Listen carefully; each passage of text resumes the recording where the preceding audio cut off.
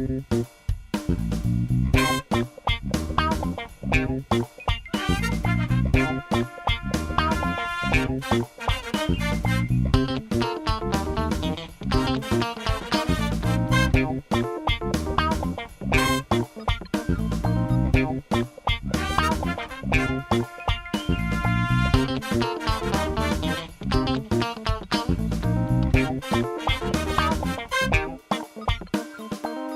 right, so this is my dad's podcast. My name is Mitchell Brinkley III, and this podcast is to celebrate and honor the life of one Mitchell Brinkley Jr.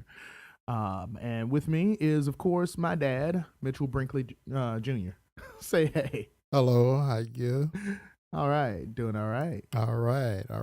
Good to be here. All right, so as we last left off, if I recall correctly, you were talking about, your days on the road as a musician. Now, this is in chronological order. You actually, I think the last thing you talked about in the podcast was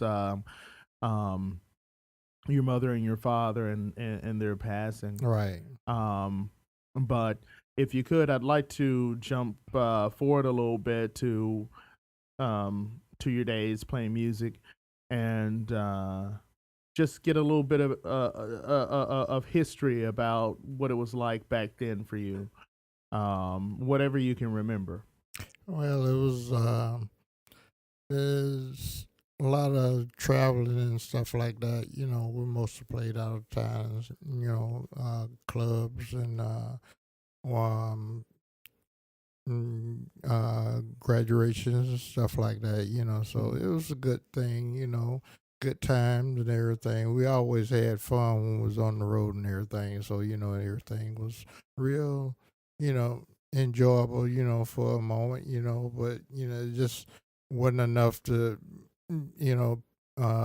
pay the bills with. So, hey, I had to get another gig. So, I got, a job and everything, but I still kept playing, on the weekends and stuff like that. We go out of town and stay gone for about, the whole weekend, Florida, Alabama, places like that, different places, we was just rounding about, just, we had to drive where we went to, so it'd take this time to get there and everything, because, everybody, all the bands and stuff like that back in those days, they use vans,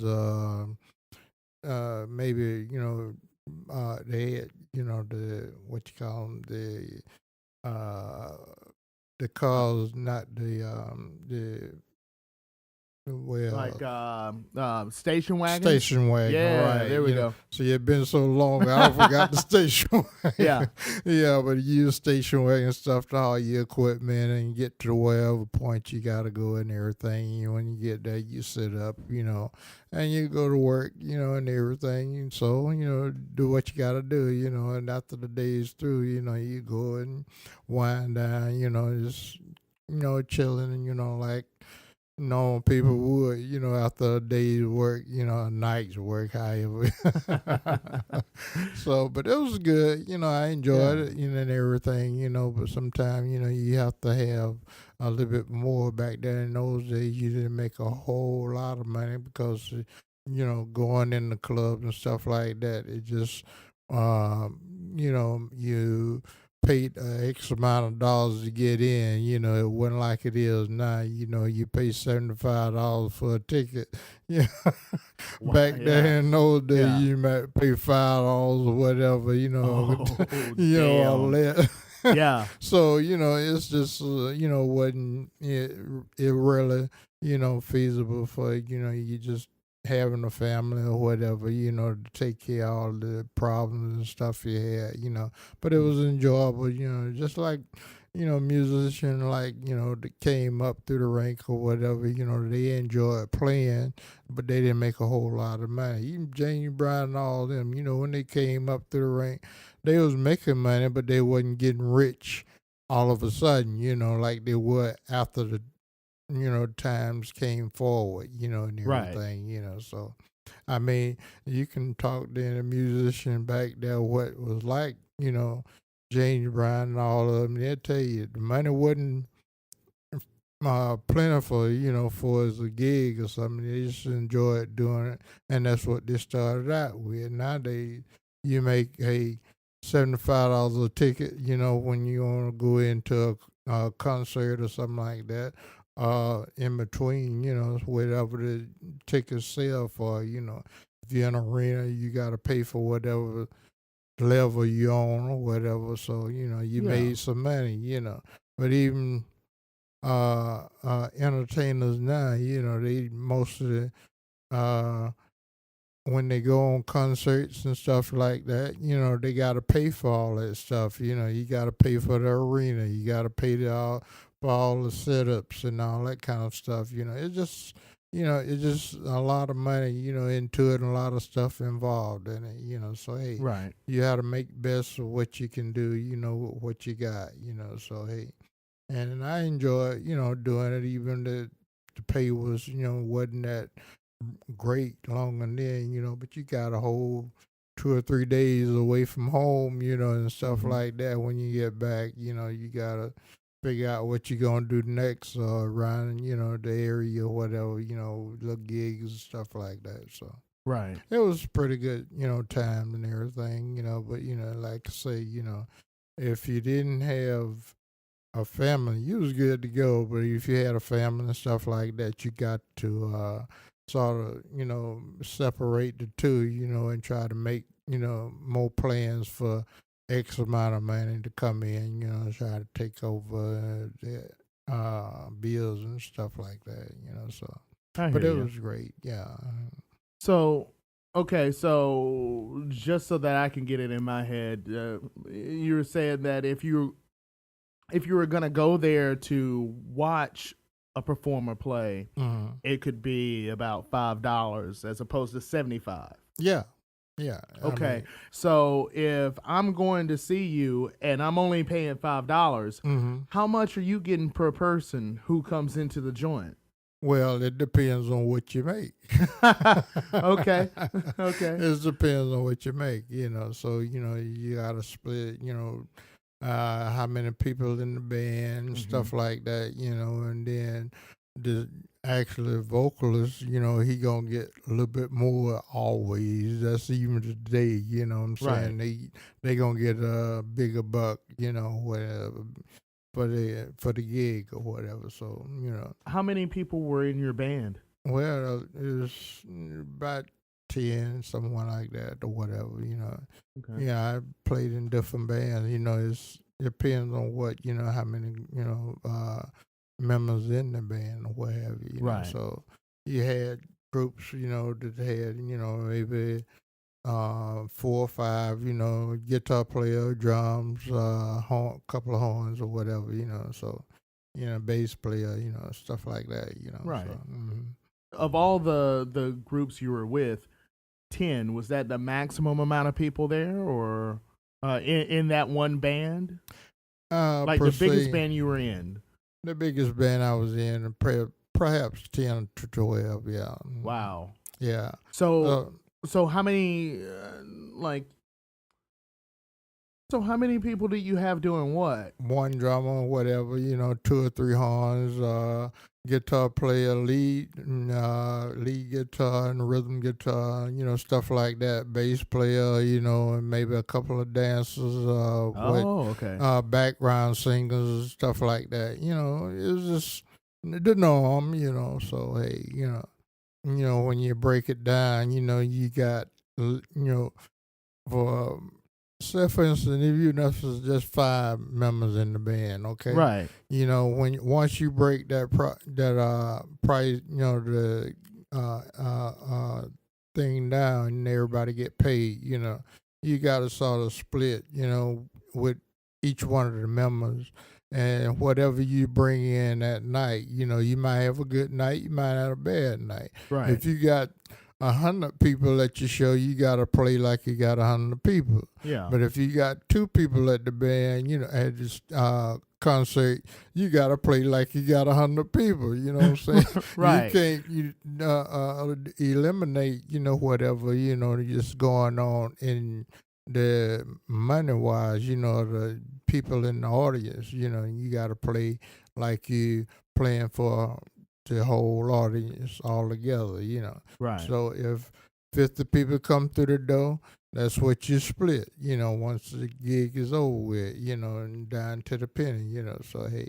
Now let me ask you, like I said, if $5 was what I paid through the door, Mm, and you had 50 people just like me come in and pay the same amount, right. so at the end of the day, with all of you there, collectively, how much did you get paid that day? Uh, in the neighborhood of 30, maybe $40 or whatever, All something like that. together before you split it up? When you split it up. Oh, when you split it up. Yeah. All right. That's a lot better. Okay. Yeah. Yeah. I was about to say that is a rough life, man. Yeah, it is. I mean, like today, most of the bands, they get to split whatever I don't know how they do it now, but it comes up to, you make concerts, you make bukus of money, at a concert Right. nowadays, So, but the bigger buck going to the performer, you know what I'm saying? The band, they still gonna get their wages, but it's not gonna be compared to what the artist gonna get, you know what I'm saying? So hey, you gotta look at it that way too. So a lot of people, and I've had friends, work with big bands and stuff like that. Right. They quit, they come back, they do just ordinary, day to day work, just like everybody else, get up for a 9 to 5 job because they wasn't making enough money. Yeah. So you got to figure out which one you want best. Get out there and gig for nothing, or come back and get you a job that gonna pay the bills. See what I'm Right. saying? So, but it was all good. A lot of people, they enjoy playing, and stuff like that. But if you're not making money, then you just playing because you on your own. You don't have a family. You just like the gig, Right. and everything. Take for instance Funkadelic them and everything. You know what I'm saying? Yeah. They get up there and they just make a tune on stage, because they like playing and stuff like that. So they just enjoy putting music together and doing their thing. And regardless of whether they making money or not, after the whole gig is over with and they done reached the peak or whatever, they still broke. Yeah. So, what was your best paying night? okay, to break it down to you simple. Back then in the day, you didn't have a whole lot of arenas you can go and play in, like the Coliseum, the Auditorium, all this kind of stuff. You had a few like the Auditorium, Right. but Coliseums, if you go to a different state or something, out of town or whatever, you got something like the Auditorium. You might play a gig in something like that, a little bit bigger or whatever, Yeah. But once it's all over with, you still come down to maybe a little bit, more than you would if you play a little small club or whatever like that, So basically, you mostly played in little clubs or what have you. Sometimes we played in something like perhaps the auditorium or something with 2 levels, or something Okay. like that. But you still made whatever X amount of money you did. But but I wouldn't put a label on it exactly how much everybody collect all Right. when they went to those gigs, because it's hard to sort of figure out, But it's enough to keep you going if you just single or whatever, Oh and yeah. just want to just do that as a pastime or because you enjoy it or whatever, But if you got a family or whatever like that to support, you really got to get out there and, make some big money, Right. So, because the traveling, you got to pay for gas and all this stuff, which that's taken care of by the manager and all this kind of stuff, Okay. But what you get once you get home, hey, that's just like a little drop in the bucket to what the next gig gonna be. And if you got gig after gig after gig, night after night after night, you're not gonna see in real, progress on the money wise, So hey, Right.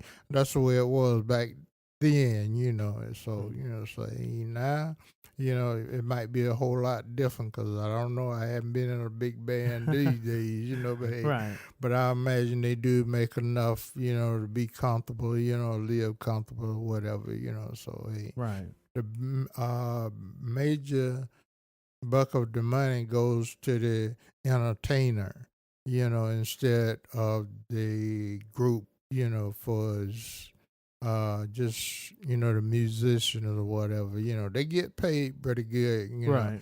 Now if you real good, you might be able to demand a certain amount, but you're not gonna still, get exactly enough to say, hey, a couple of nights of retirement or whatever, you're Right. just gonna get enough to get, your part in, so But how did it make you feel?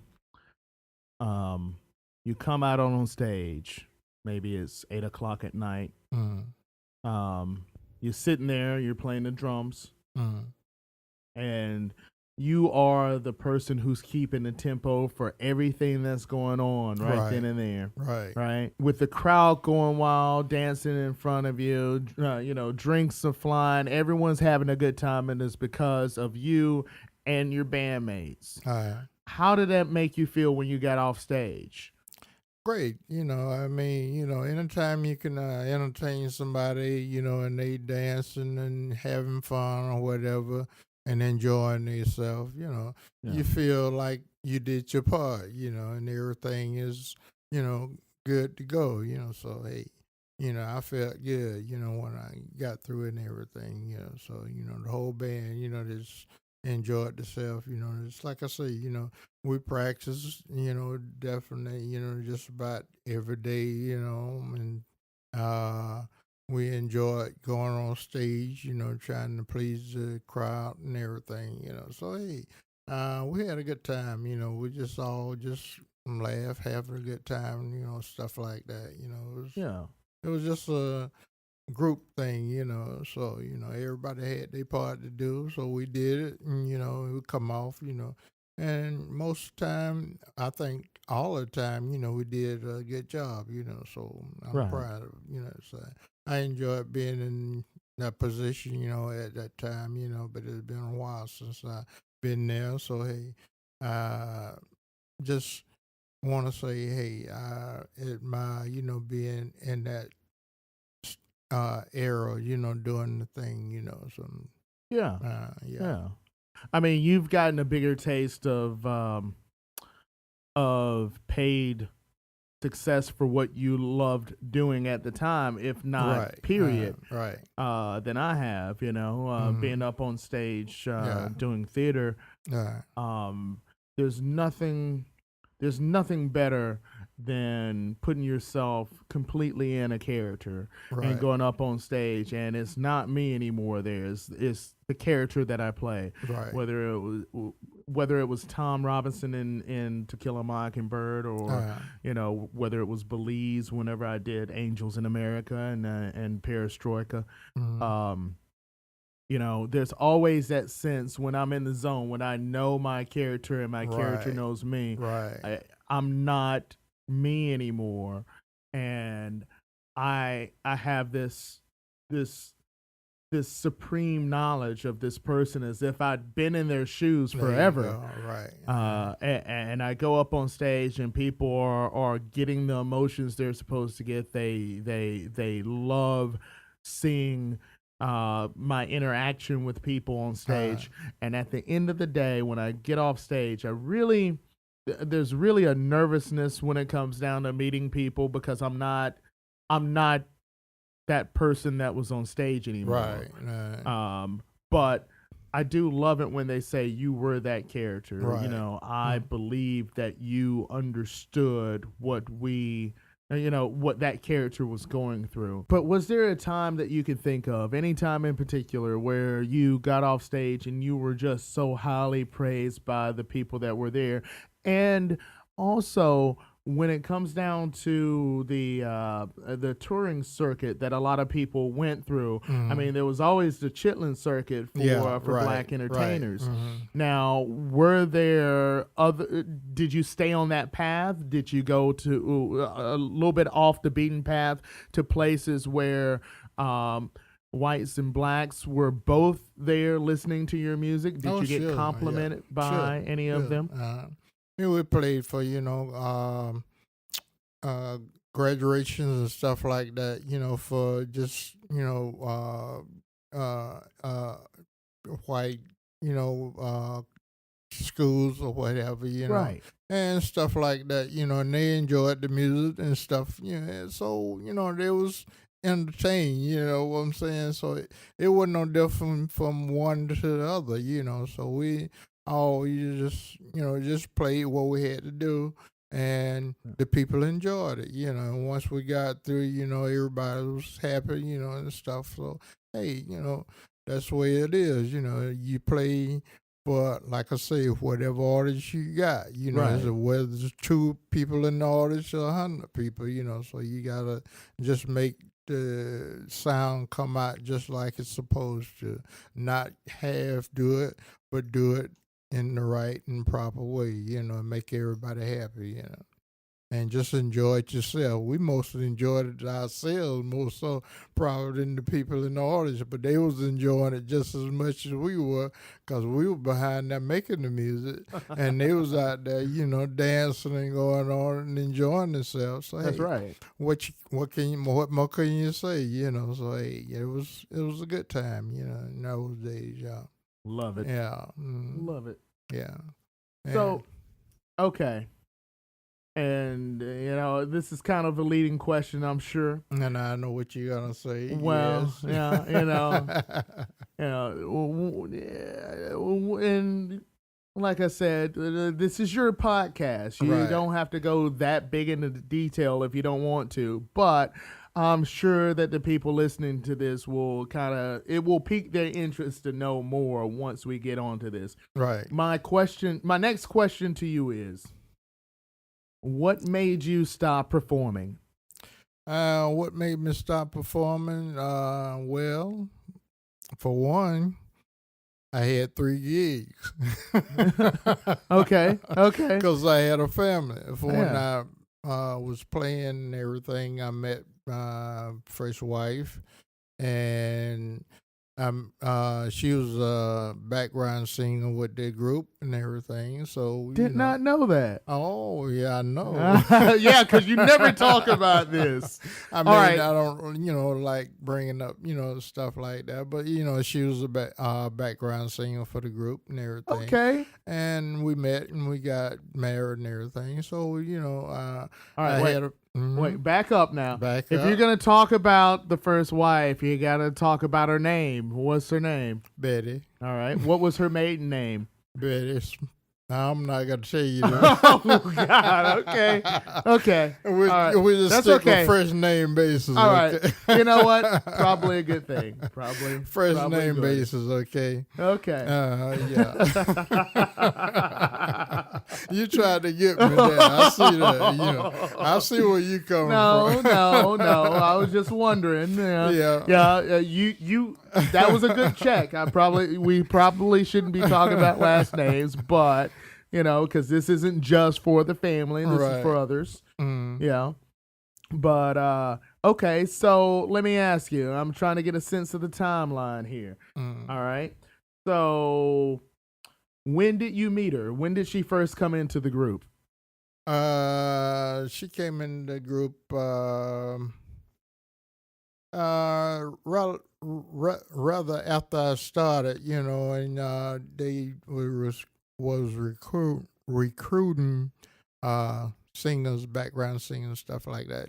So she came on and everything went well and everything. So and she was a nice looking young lady. So yeah. it just went from playing to dating or whatever you want to call it. Okay. So, We'll call it dating. We'll call it dating. Yeah, that's and fine. we just got in, our relationship and everything, and that's where, I had started, we got married and everything, well, I'm getting a little ahead of myself, but, Well, let me ask you this. So what were her goals?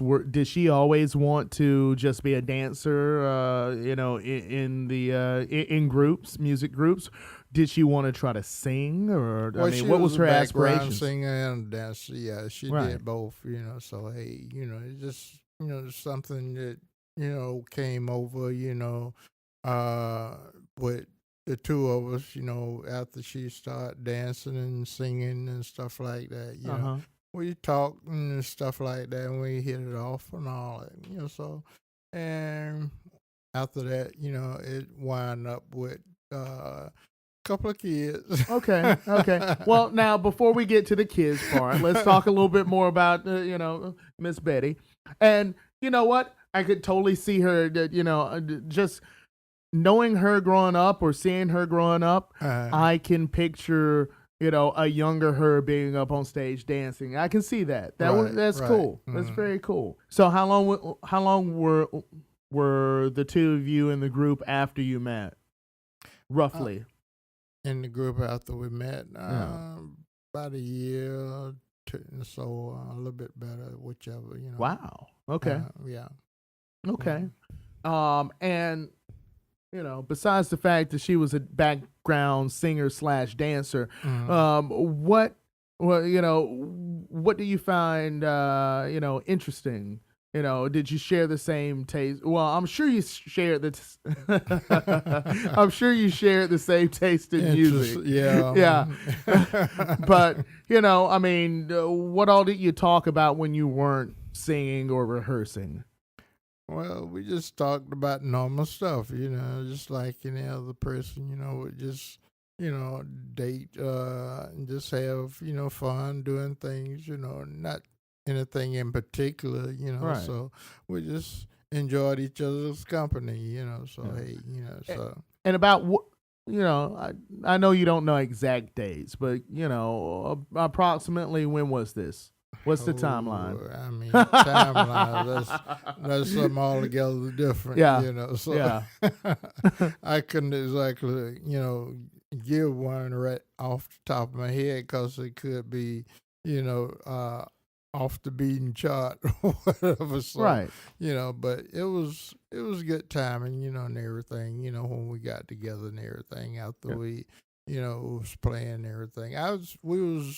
We got married around about, I was 20 years old or something like Wow. that, so we was. And all right, let's do some quick math. When were you born again? I know I should know this, you being my dad and all, but I'm not good with dates either, know?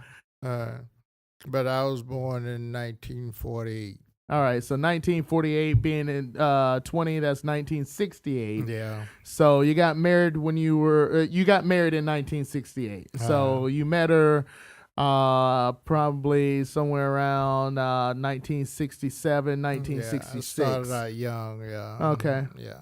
You got married around the time, or you met her around the time that Batman came on television, 1966. I assume. Yeah.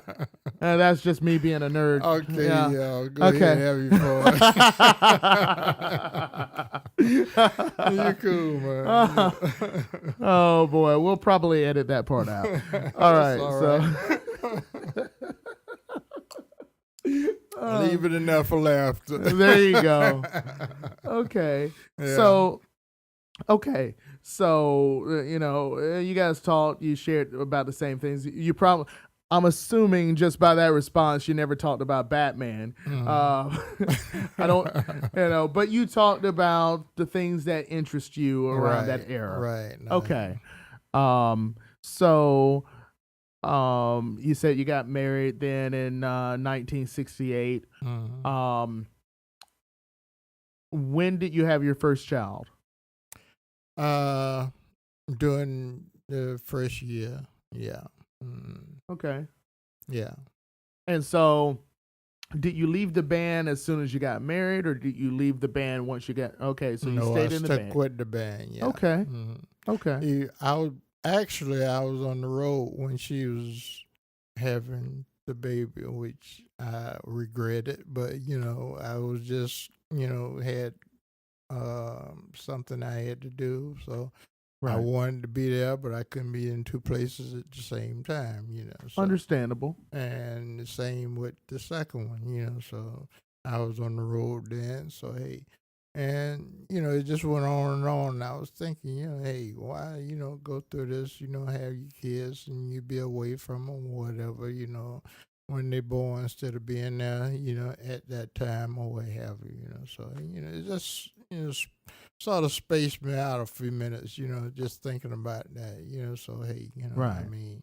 But I try to, make it up, by being there out, when I'm at home or whatever, so, Well, now I think we talked about this in the last podcast, but did you at the time were you still with Uncle Plooney and in the group, or were you? Did he move on elsewhere? well, he was in a different group and I was in a different group, sometime, when I'm off, on weekends or something like that, we didn't have a gig or something, I'll go down and maybe sit in, have two uh, drum set set up. We play together or something like that. Now you said what took you out of the nightlife, so to speak, Mm. was you had 3 kids. Yeah, well, two. Okay, I just Two. wanted to make sure because Oh, I yeah. didn't know. I don't know the timeline. I know I was born in '78. I Mm. know you married Miss Betty in '68, Mm. right? So, and you said that you're somewhere around there, give or take a year. Yeah. Okay, we're not. We're not. This isn't a court of law. Okay, you're not. Good, because I'm not sharp at the moment. Yeah, you're not gonna be. Mm. You're not gonna be tried for lying on the stand. Mm. So okay. So when you said that once you married Miss Betty, that your first child was born. What was your first child's name? Sonya. Uh huh. Very Sonya. cool. Mm. And you She know was what? a girl. Absolutely. Mm. Now, you were away when she was born. Yes. Okay. How soon after she was born did you actually get your first glimpse at her? I mean, there was no cell phones. There was no, Well, you it was know, when I got back in town, really. absolutely, Yeah, because, when I got back in town, of course, I'm going to go straight to see her, you know what I'm saying? So, hey, absolutely. yeah. So that was my first glimpse at her, when I got back in town and everything. The time and the date, that's a whole different ball Well, game. no. I don't. Yeah. Like I said, we're not doing exact Yeah. dates or times, Uh, but like was it a week after, a month after, no, somewhere no, no, around there? no, Yeah, no. It was couple of days. It was a couple of days after she was born. Okay, Yeah, because I was gone for a few days, out of town. Doing a couple of gigs, out of town. So when I got back, that was my first priority to go to, check and see how they was doing and everything. okay. So Now keep in mind, we can cut this out if you don't remember. yeah. But what was the first thought when you saw young Sonya? Oh man. My firstborn, hey, I was excited, Yeah. I was just thrilled and everything, so hey, it's just like, just hey, it's something you created, what have you, it's just uh I don't know how to explain it, that's the best I can do, it's just all joy, man, so hey, each one of my children, it was just joy when I first met them or whatever and everything. And I didn't have any regrets or anything like that. So, hey, I'm proud of each and every one of them as of this moment, since they grown and everything. So, I love them, I love them because they're my heart, and I do anything and go the distance for them, whatever Right. I can do, whatever. So hey, Sonya was the loveliest, little prettiest little girl I ever seen. She was just like a mom and everything. So hey, I can't complain. So and that's about it. Yeah. Right. Mm. So,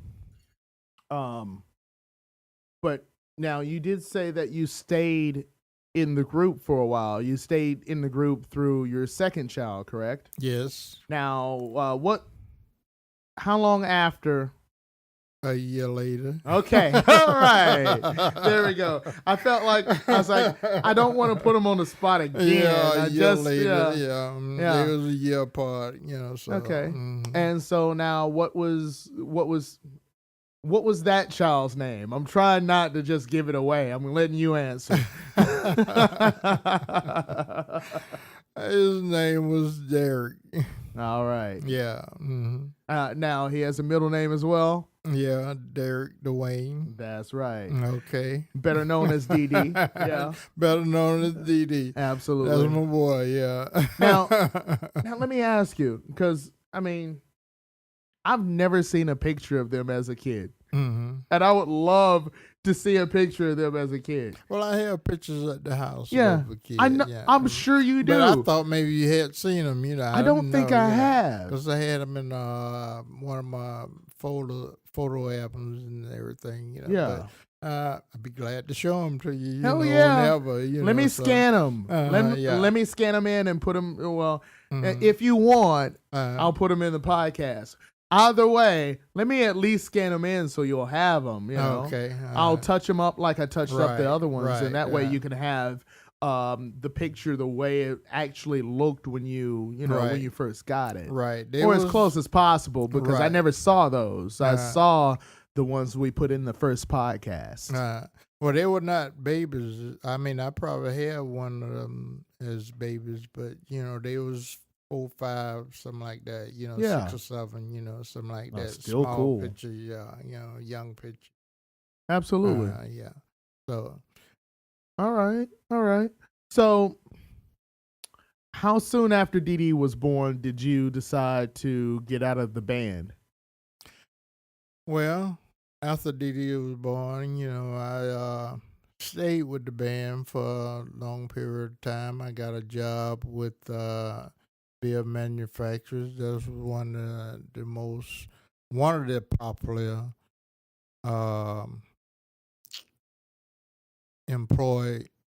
employer industry employers that time. Back in the day. Yeah. Now, what did you do there? I made yarn, twisted yarn, on the machines that I had 4 or 5 machines to run, the thread, they take cotton, break it down, and they break it down to where it become a thread. When it become a thread, you twist it up. You have 3 threads twisted together to strengthen it and everything. And a lot of it, some of the material, they took it and made uniform for the uniform, the soldiers and everything and stuff like that. So I had about 4, 5 machines to run. They had about 100 dolphins on each side. So one machine, each side had 100 dolphins on it. So that's 200 and something dolphins on one machine. So I had about 6 machines to run. I mean, about 4, excuse me, beg your pardon, excuse me. Yeah, go ahead. About 4 machines to run. Okay. They had 2 others, sometime I had to run, but that's still a shitload of yarn. I mean, they had production back then in those days. So you had to stay on your P's and Q's and everything. You had to make that production, and keep up, the progress and everything like that. So, it was hectic, because once one of those spools break, it had a melt spool on it. It runs and it just cake up on it. You had to take a knife and cut it loose and tie the ends back in together and let it run on through. So, but I learned quick on it. I had a German guy to teach me how to operate. And when I went in for training and everything, he was a German guy. He taught me how to do all this stuff. So and he was one of the best. Now, did you have this job in addition to being in the band? Yes, Wow. yes. So what was that life like? I mean, you were a full-time dad Mhm. and you helped make yarn, which I never knew before just now. Yeah. And you were in a band. How did you juggle all three? Well, I juggle all three because the third one was uh laundry. You know, doing cleaner work. Laundry Oh cleaning. crap. Yeah, I So forgot you did. yeah, Yeah. so those were the three gigs I had. I did the lawn. I mean, yarn. Laundry. Yeah, Yarn. Yeah. laundry. Excuse me, my Yeah, no, bad. go ahead. The laundry, the beer manufacturer, Yeah. and I still kept on the weekends doing the band.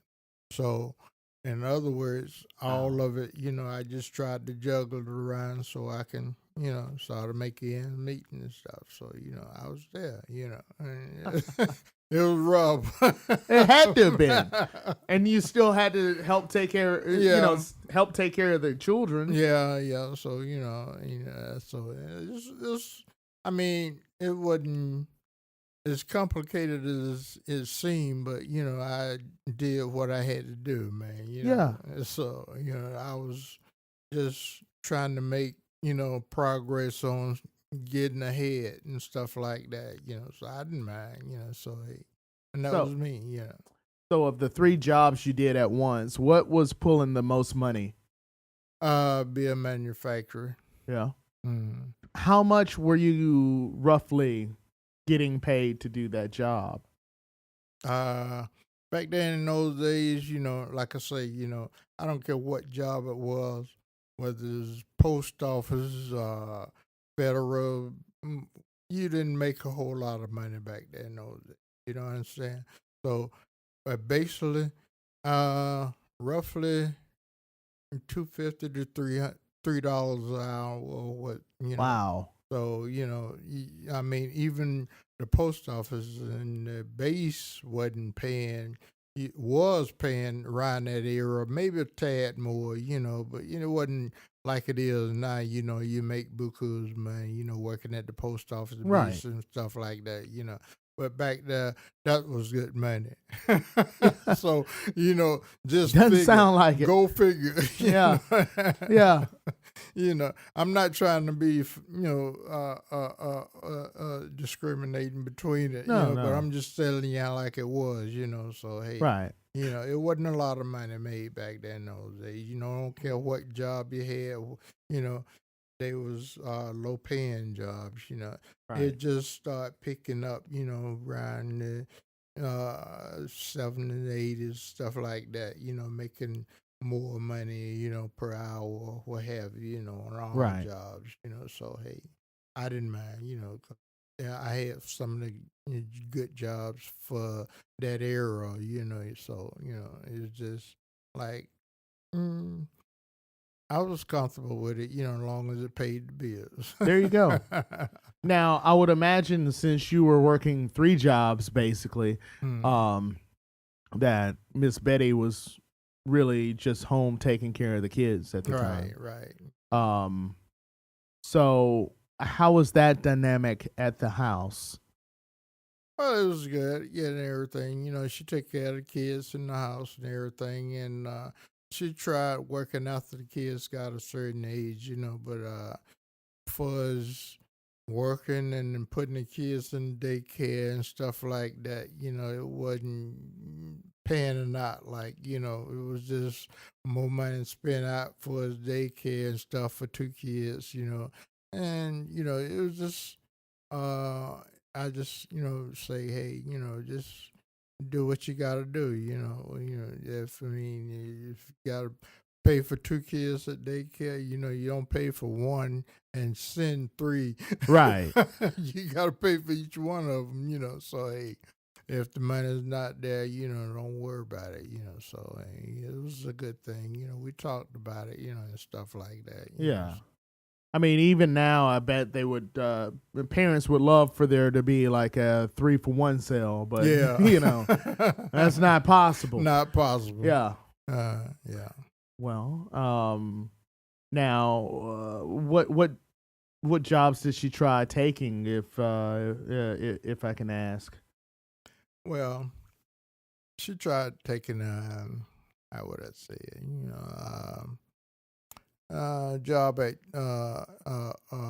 Kegel, so just for first job she got, for just jumping in, whatever came forward, she tried it out.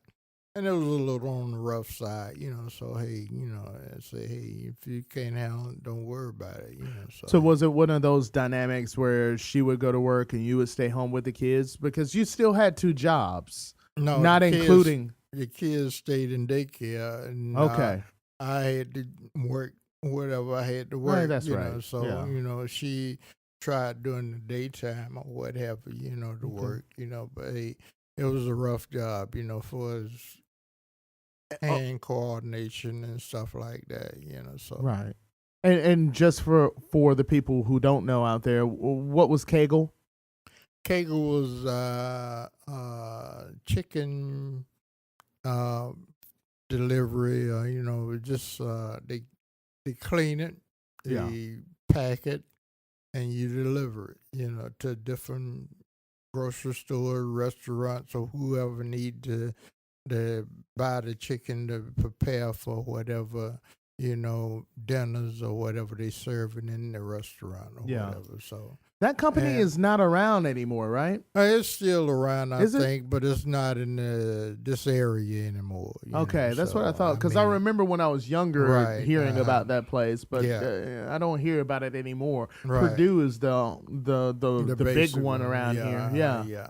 yeah. But I think they moved the company somewhere else. I can't exactly recall where they moved it to. So I wouldn't want to, just say offhand. They might have eliminated it altogether. I don't know, but you don't see any packages on the shelves or anything like Right. that anymore. Like you say, So hey, it's just. I don't know. I didn't keep up with it. I used to work for him. I drove truck for a long time. Yeah, I remember stuff. hearing something about that. Yeah. Yeah. One of your many jobs. One of my many, yeah. This dude right here, man.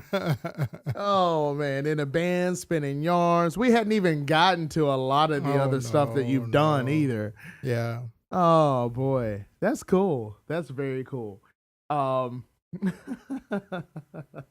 Yeah, it's a lot of stuff you don't know about the old man. That's right. And that's what this podcast is for. Just keep remembering that. Right, yeah. So Miss Betty's trying to find work to bring in some income for the children and for the family while you're out doing essentially 3 jobs, working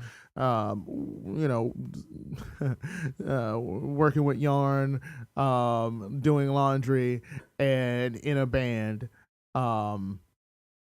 Now, and driving a Kegel truck at some point in time there. Yeah. But she's not having as much luck. So how long was it before something had to give with your music career? Well, the music career, I feel like, it was a lot going on, and I wasn't at home enough and all this kind of stuff. So, hey, I say, hey, you gotta sort of spend some time at home, with the family instead of just being here, there, and everywhere, trying to make, whatever you had in mind, to create, for the family or whatever, family being family is most important in having all the riches and goals and stuff like that. So hey, I just decided I just step away from the band since it was just a weekend thing, and a lot of times I just think of mature and I want to spend some time with them, and Right. just be there, when while they growing up and stuff like that, so, Right. and I enjoy, the time that I spent with them, and, I always kept in touch with them all the time, even, when we wasn't, together, but, this You is call life. them on the road or something like Yeah, that. Yeah. yeah. But I just enjoy, just being at home, being a husband, whatever, dad, whatever you want to call it, So I just Right. that was why I gave up, the music part, because when you leave town, you gone for days or two, on the edge, or more, Right. So hey, so And I would imagine that wasn't just hard for the family, but that was hard for your other jobs as well. yeah, I yeah. mean, you couldn't just take off whenever you wanted to Right, from the right, laundry, right. from doing And that was laundry. one of the reasons too why I left, because, doing a regular job, you can't just say, I got a gig to do tonight, I gotta Right. be off tonight, so I just say, hey, well, just drop this one and just keep the other two for a time, whatever, Right. And that's what happened, so. Though I will say, even at the pay that you had back in those days, I think that I know a lot of people who would say, all right, I'm making maybe $30 here for this gig on, on a Saturday night. All Yeah. right. Mm. Or Friday and Saturday night. So that's Right. $60 altogether. Right. All right. So I'm making $60 there. Mm. But at the best job that I'm working at, I'm only making $3 an hour. So if I Yeah. stayed there for 8 hours working full time, that would only be $24. Mm. I'm making a hell of a lot more if I do the band more than if I, stayed at that good Right. company. Right. So, let me ask: did you ever think try to weigh those options? Was there ever a time where working at the band or working in the band, I should say, won out over the idea of having a steady full-time job? Well, working at the band did weigh out over the having a steady job. Well, having a steady job did weigh out over working the band because working the band, you might have to travel and you don't have the option of making that money while you're traveling. So when you're traveling, you're just making that amount of money, but you got a regular gig job, so you just in a set position for a steady paycheck. And forgive me because I know this is going to probably be a harder question than you are prepared for, but let me ask you: when it came down to the jobs between you and Miss Betty, is that one of the is that something that took a toll on the relationship? Was there any factor that you can think of? And yeah, I see you shaking your head, but I know the ending of this chapter of your life, and so I know it wasn't sunshine and roses. I'm sorry, and it's okay. It's okay. But it was on my part, it was Okay. total on my part, All right. yeah. For anybody who knows me, who knows when I decide to evade an answer, if they listen to this podcast, if anything else, they know where I get that from. So and that's cool, man. That's totally cool. Yeah. But I'm gonna ask this question anyway because I'm also stubborn, which I get mainly Well, you from got that from me. I get that from you as well. So I was gonna say that, but I didn't want you to be offended. No, I'm not. I'm not. Okay. So the question that I have, Mhm. you alluded before to the idea that you and Miss Betty not working out was your deal. Why do you think that way? What happened?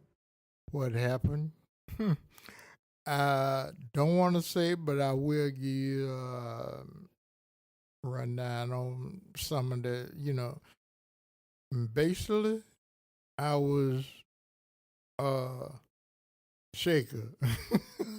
Okay, a shaker. I'm gonna leave it at Okay. that. Yeah. Oh yeah, we'll leave it like that, man. But and it didn't work out. So and basically, it was just my doing. So like I say, I spoke the words a few minutes ago. Yeah. But I didn't live by the words. So. But that's why you got those words. Listen. We talked about this before we did this podcast. For anybody who is listening to this right now, this isn't our second podcast. This is more like our fourth or fifth second podcast, just because of the fact that there were things that you didn't want to talk about. And I understand that. I totally understand that. There's a lot of things in my life that I never wanted to talk about back in the day that, now I'm more free to talk about.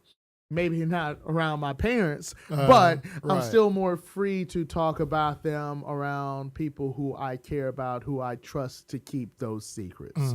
So I understand what you're saying about that. However, no matter what experience you had, no matter what you did in your past,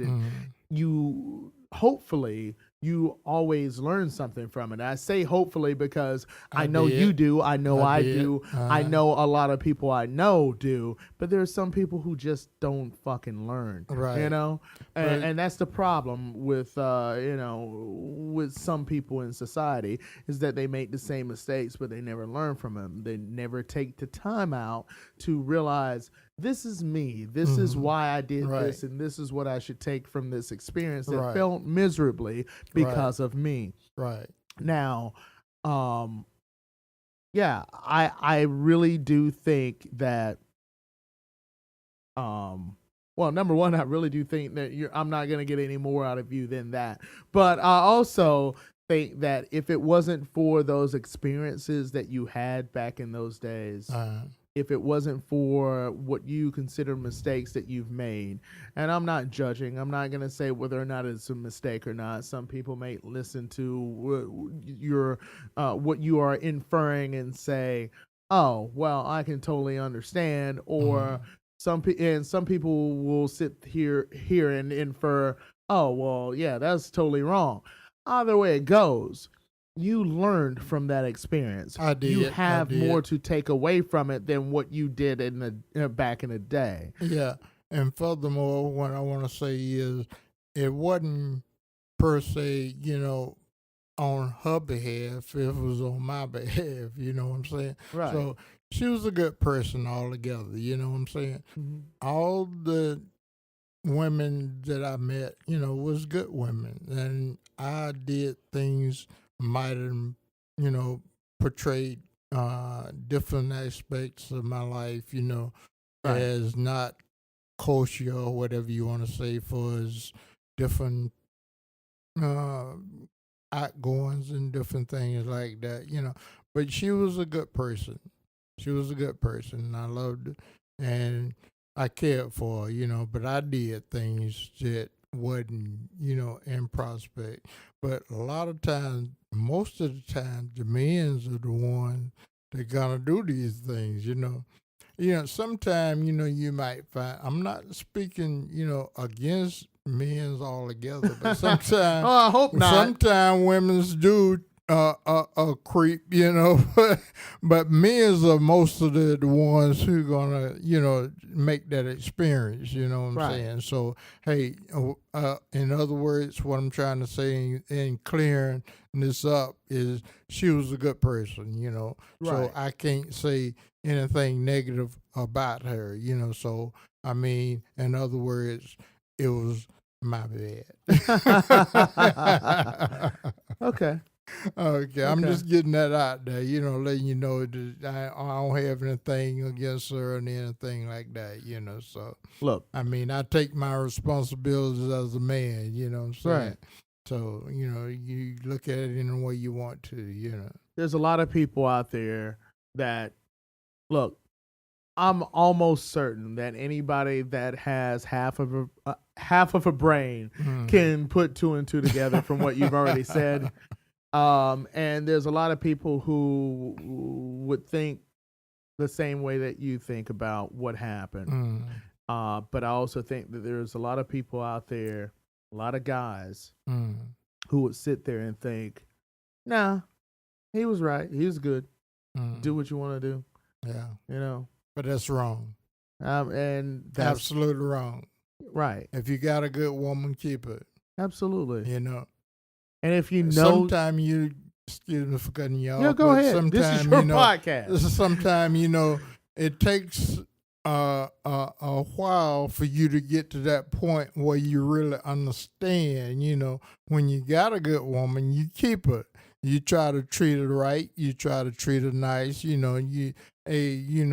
Buy her dress, buy her flowers, whatever it takes, let her know you care, There's not anything wrong with that, And Right. some people think, hey, that's being, soft or whatever, But if you want it, you get it. And you take care of it. You cherish it. Whenever you've been blessed with something, you understand it. You love it and you cherish it. Just like your car, you buy you a brand new car. You want to wash it every week. You want to polish it every week. You take care of it. You make it last. You make it. A woman is more expensive than a car, and more valuable than a car, more whatever. You take care of her. Yeah. You love her. You give her compliments. You do different things, to make her let you know, hey, you the spice of my life. And that's what I think, So, hey, I had to learn that the hard way, but yet and still, I learned it. There you go. You got anything more? I'm taking notes right now. I'm taking notes. You love it. You cherish it. More expensive than a car. Right. More valuable than a car. There you go. Yeah. Let me cross that expensive there. Put valuable. Valuable. More valuable than a car. There you go. Yeah. I mean, I will say this, in the year 2014, I wish that there were more women that understood that when a guy would come up and try to express those sentiments. Right. Because that would be something that would, I'd probably, if half the girls understood what you just said, right, and was willing to let me go forth and, put that out there for them. It go both ways. Absolutely. So, I'd probably be married with 3 kids of my own right now. Right. Even though I don't want 3 kids. 2. Yeah. Because they got to grow up with a sibling. Yeah. But 3 is kind of excessive. Yeah. Okay. Yeah. But life is, just as whatever you make it and whatever you want it to be. You plan, just like you're planning for your future with your CD account or whatever. You got to plan your life with your wife, your kids, everything around you. You got to make some kind of resolution on how you want it to go or what you want to, progress on and all this kind of good stuff. You know what I'm saying? Right. You don't just sit and say it's gonna happen. You got to make it happen. So hey, that's what life is all about. Basically, it's gonna be some ups and downs. But you just gotta make it through those ups and downs. You gotta make it grow. You gotta make it go to the next level and all that kind of good stuff. Absolutely. So. I mean, a lot of things, you don't really plan on. They can go wrong, and it's not your fault. But yet and still, you got to reverse it and make it go right. There you go. And make it grow and make it the way you want it to, not the way it turned out to be. You know what I'm saying? Right. So that's the way I look at it. Everybody, got their own opinion about everything. Everybody got an opinion, just like they got a He is B.O., pointing you know what at I'm his B.O. saying? So, Oh boy. that's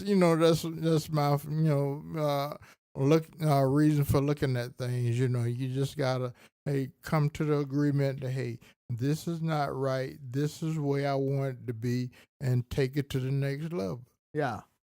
What ultimately led you to this point was whatever you did back in the day. And you might not be proud of it. I'm You not. might not,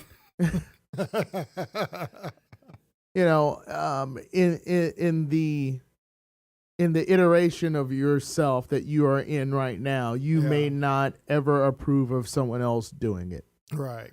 However, those are things you had to learn to get you to where you are today. Right. Okay. Right.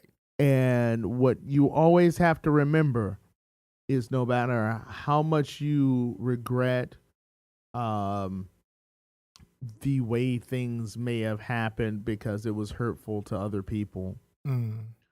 um, so long as you learned from it, Right. so Mm. long as you can take something from it and incorporate that into your being, Right. it it at least wasn't an action that was taken in vain. Right. Okay? Mm. So, you know, the way that I would sum it up is you wanted a family. You always liked the idea of a family. You Right. always liked the idea of togetherness, wife, kids, you know. Mm. Um and you tried that out the first time and realized there was a part of you that was longing for Right. something different. Right. And it took a little while longer before you settled on that idea again Right.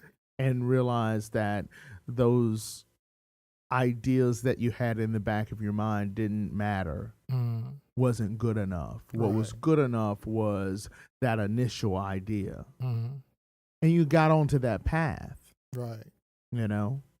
Um, so I I understand that you don't really want to talk about it. This is maybe something that is not your proudest moment. However, It's not. it brings you to your proudest moment. Mm. It brings you to where you are today Mm. and the man that you are and the man that people ask me about every time they see me. Mm. So, no matter what you think about that situation, no matter what you think about that story, that's something that has to be told so that everyone who listens to this knows that, yeah, you're not perfect, but there was something that brought you to being the person that everyone wants me to talk about Mm. whenever they see me and they know you and tell them they want me to tell them how you are doing. Right. You couldn't be where you are right now if it wasn't for back then. Yeah. And the mistakes that I made, it taught me a lot, and sort of, progress from that, and say, hey, think about it, in reverse. You know what I'm saying? Anytime a person meet a woman or whatever, a man meet a woman, or a woman meet a man, and they go get together and have kids or whatever, and they want to make a go of it, don't think about all the outside problems. Think about inside problems, what you want it to be. Right. Don't uh, get confused with things that you want to do or you're used to doing and stuff like that. Try to concentrate on the two items, you and them, and try to, be honest with each other enough to stick together and say, hey, this is what life is about. This is what I want. I want you. You want me. We want kids. We want a home. We want bank account. We want whatever. You build on what you want. You think about what you want. You plan on what you want. You do what you want other than straight. You know what I'm saying? Right. Because straying means trouble.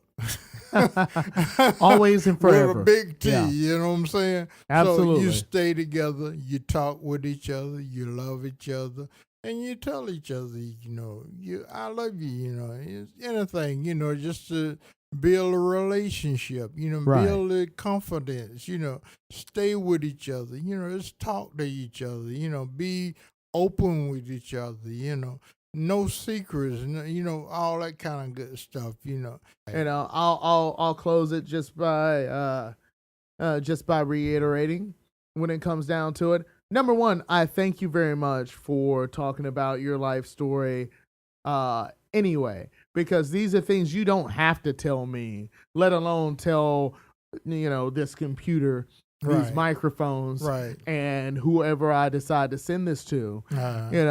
But thank you very much, not only for telling me what has happened in your life, but also telling me your successes and your flaws. Right. Because without all of without the whole package, Right. there's no way that I can know, really and truly what you've gone through, what your teachings even mean to you, let alone what I feel they mean to me. Right. And I really think that the more that I talk to you about this stuff, I say this stuff, that's putting it too lightly. The more we talk about your life, the more that we talk about your experiences, the more that I understand the person who I am, just being around you and my mom for as long as I've been. Right. So I do thank you very much for that. And no matter how nice of a person you find out there in the world, there is a reason why these people are so nice. Right. There are a reason why these people are so full of wisdom.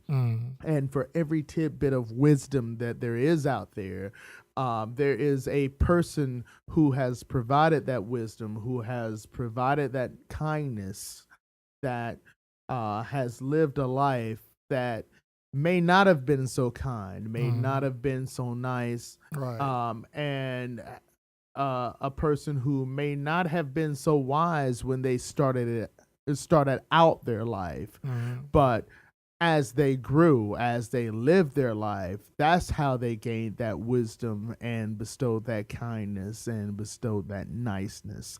So